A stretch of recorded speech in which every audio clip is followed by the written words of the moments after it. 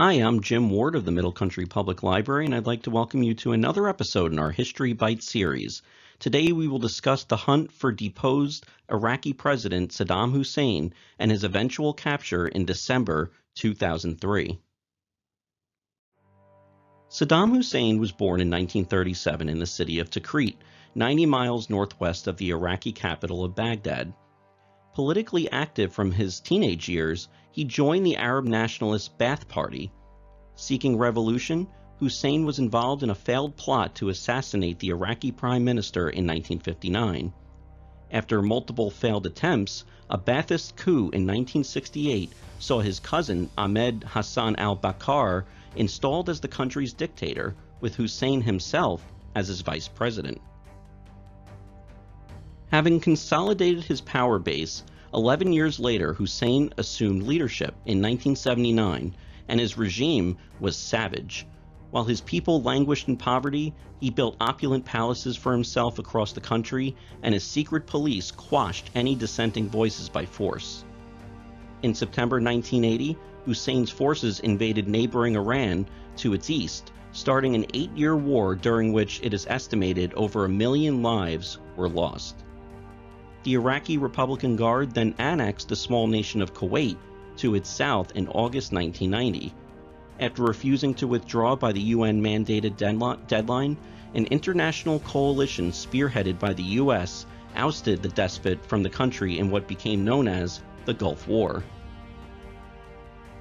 Hussein's regime endured UN economic sanctions and airstrikes throughout the 90s. However, in the wake of 9/11, the U.S. stance towards the dictator hardened, with then-President George W. Bush famously naming Iraq as part of an axis of evil. In March 2003, the U.S. alongside the U.K., Australia, and Poland invaded Iraq with the stated aim of taking Hussein's weapons of mass destruction. In a shock-and-awe campaign, Iraqi forces were overrun within weeks, and the government fell. Hussein himself, however, was nowhere to be found. After declaring Saddam the most important of a list of his regime's most wanted members, the United States began an intense search for the former leader and his closest advisors. A deck of cards depicting the 52 most wanted Iraqis was first seen on April 11, 2003, when Brigadier General Vincent Brooks held up the deck at a press briefing in Qatar. The cards were designed to provide a reminder of key Iraqi personnel of interest and to provide a recreational resource for troops in the field, according to the Department of Defense. Quote, We try to have things that have dual usage whenever we can, said U.S. Army Major Randy Steffi, a Central Command spokesperson. Only a few days after the general introduced the cards, collectors started looking to acquire them. An initial print run of only a couple hundred decks was sent to Central Command in Qatar for distribution. The popularity and demand for the cards sent the Defense Department to an outside contractor, United States Playing Card Company, to reproduce the popular item.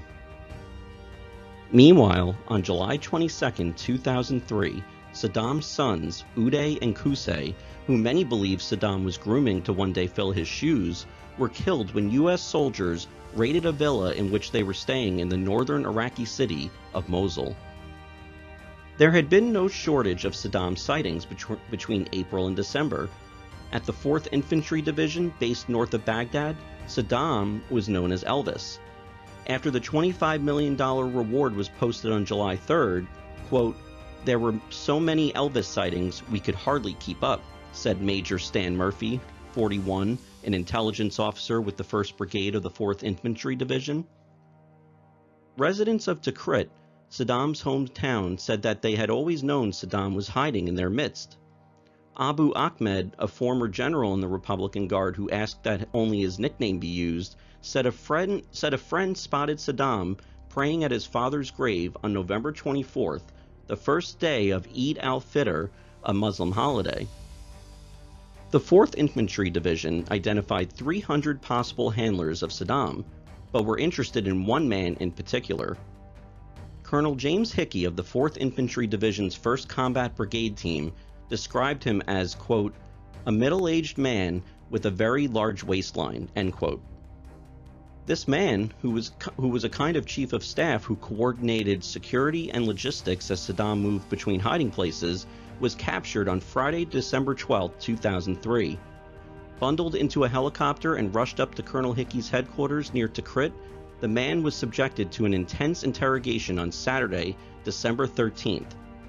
At 5 p.m., he cracked and blurted Saddam's location, according to Hickey. That night, 600 American soldiers and Special Operations Forces, backed by tanks, artillery, and Apache helicopter gunships, headed toward Ad-Dwar, a village about 9 miles southeast of Tikrit, on Operation Red Dawn, named after a 1980s movie about American guerrilla fighters battling a Soviet invasion. The objectives were quickly seized, but no Saddam. Intelligence told the soldiers to keep looking for a hidden bunker, an underground facility. 11 previous times in the last several months, a brigade combat team from the Army's 4th Infantry Division thought it had a bead on Saddam and began raids to kill or capture him, only to come up empty, sometimes missing its man by only a matter of hours. Special Forces commandos crept down a farm path toward a small adobe hut in a palm grove. The backup troops from the 4th Infantry Division could see the infrared beams from the weapons of the commandos reflecting off tree branches. At 8:10 p.m., the radio crackled. "We found a hole," announced a Special Forces soldier, and a few minutes later, "We have an individual in the hole." The man cowering inside did not use the pistol resting in his lap. He raised both hands in submission and, speaking in English, announced, "I am Saddam Hussein. I am the President of Iraq, and I am willing to negotiate." As the story was later told, one of the Special Forces operators looked down at the disheveled, bearded, seemingly dazed man and replied, "President Bush sends his regards." The soldiers had little trouble identifying Saddam after they had handcuffed him. They had been instructed to look for body marks, moles, and an old gunshot wound from Saddam's participation in a failed assassination attempt against an Iraqi ruler back in the 1950s. One account of Operation Red Dawn suggests an interrogation of the farm's owner directed them towards a dirty rug on the ground outside. Beneath it, a polystyrene plug sealed the entrance to a small hole in the ground. One of the Iraqi translators is said to have instantly recognized the voice of Saddam Hussein coming up from it. Another account claims a soldier happened upon the hole by accident and was preparing to throw a grenade down the shaft when Hussein appeared. Either way, at the bottom of what was coined a spider hole, Hussein was found hiding in a primitive bunker. Commander of the 4th Infantry Division, Major General Raymond Odierno, said the dictator was caught like a rat. Jackpot was the word used to communicate his capture on the radio, but the public announcement of the news the following day by American official Paul Bremer has since gained far more prominence. Ladies and gentlemen, we got him.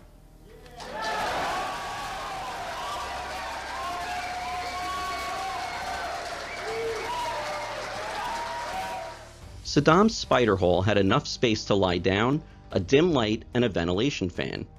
But his hut was reasonably well stocked with Mars bars, insect repellent, canned meats and fruits, and $750,000 in $100 bills. 2 packages of boxer-style underwear and a package of Lanvin socks still lay on the floor when reporters were given a tour a few days later. By then, Saddam, his head covered with a hood, had been whisked off to a Baghdad jail cell to await interrogation by the CIA and the judgment of his long-oppressed countrymen. After being detained by the U.S. in Baghdad for 6 months, Hussein was handed over to the interim Iraqi government and put on trial for crimes against humanity. The proceedings were frequently disorderly, with Saddam often shouting angrily. His lawyer was murdered and the chief judge resigned. On November 5, 2006, he was found guilty and sentenced to death by hanging. Finally, on December 30th, he was led to the gallows by a taunting crowd with whom he exchanged jeers. Mid-prayer, Hussein was hung. Mobile phone footage of the execution quickly went viral online.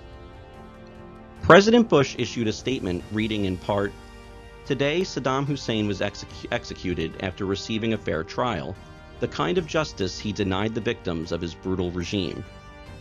Saddam Hussein's execution comes at the end of a difficult year for the Iraqi people and for our troops.